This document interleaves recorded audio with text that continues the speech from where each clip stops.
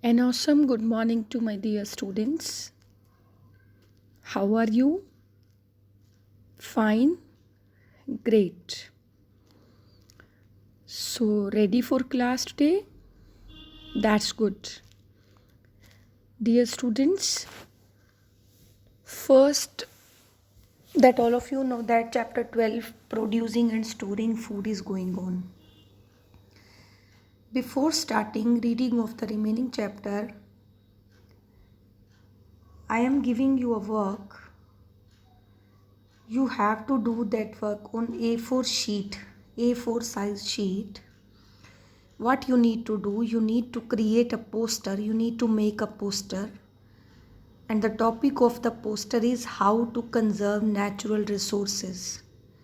Beautifully you have to make it, color it, and send on school WhatsApp number as well as on my number. So let's start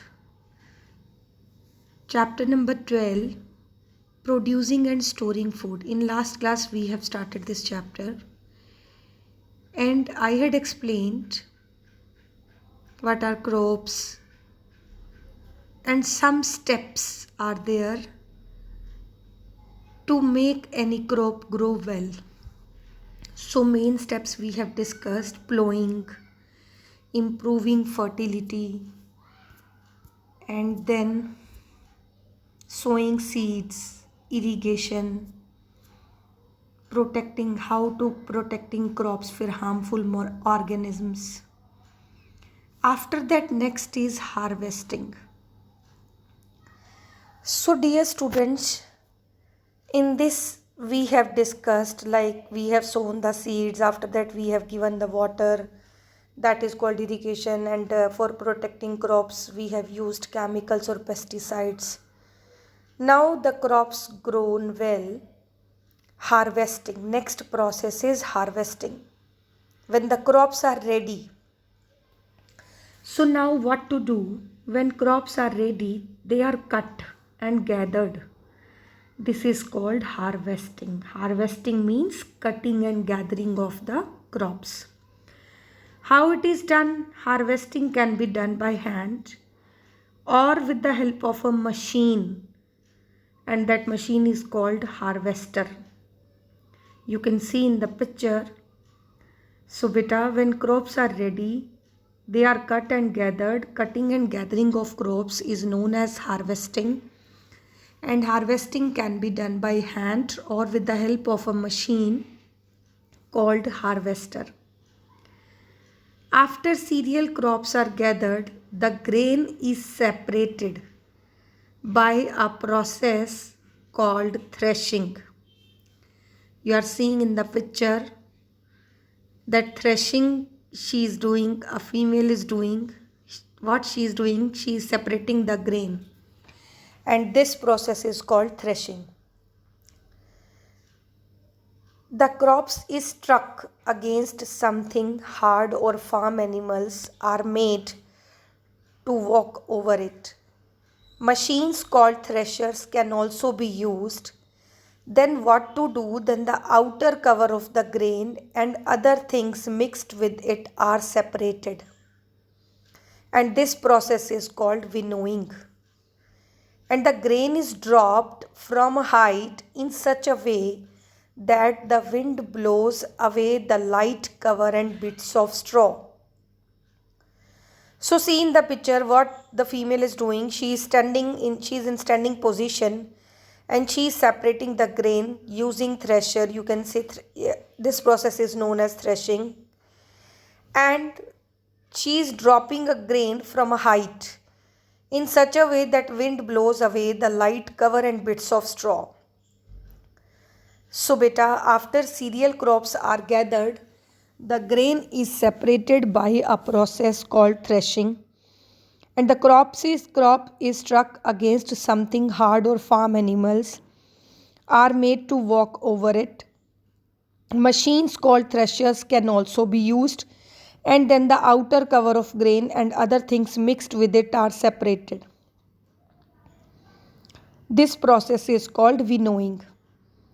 The grain is dropped from a height in such a way that the wind blows away the light cover and bits of straw. Next is storing. Storing of food. Why food is to be stored well? So that it does not get spoiled. Because food is generally spoiled by insects and microorganisms. That's why there is a need to store the food. So next process is storing. Food has to be stored well so that it does not get spoiled. It is generally spoiled by insects and microorganisms. All organisms need warmth and moisture to live. So two ways of protecting food from harmful microorganisms are drying and cooling. So two ways are there to protect the food from harmful organisms, and these are the ways, that is drying and cooling. Now grains and pulses, if we will talk about grains and pulses, they do not have much moisture in them. So they do not get spoiled as easily as do fruits and vegetables.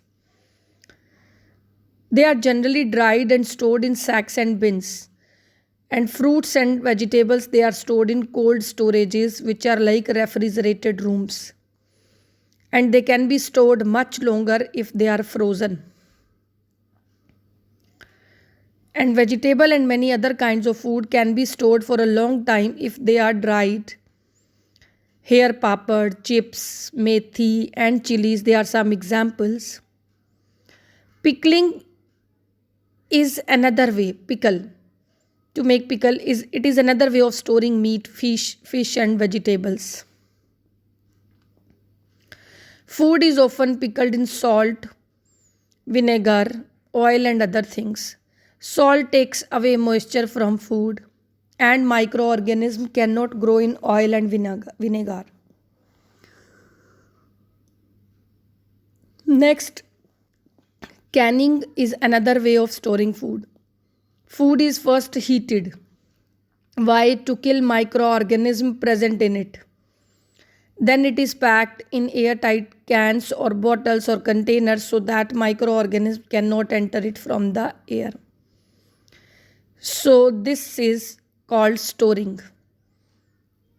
Right? So after harvesting, now it is to be stored. Food has to be stored well so that it does not get spoiled. It is generally spoiled by insects and microorganisms because they need warmth and moisture to live. So the two ways of protecting food from harmful microorganisms are drying and cooling. Grains and pulses, they do not get spoiled because they do not have moisture in them. But fruits and vegetables, they get spoiled. They have moisture. That's why they have to store in cold storage, which are like refrigerated rooms. And they can be stored much longer if they are frozen. Right? And pickling is another way of storing meat, fish and vegetables because food is often pickled in salt, vinegar, oil and other things, and salt takes away moisture from the food. And canning is another way of storing the food. First it is heated to kill microorganisms present in it. After that it is packed in airtight cans or bottles so that microorganisms cannot enter in from the air. So dear students, this is the chapter of how to produce the food and after producing how to store it so that it doesn't get spoiled.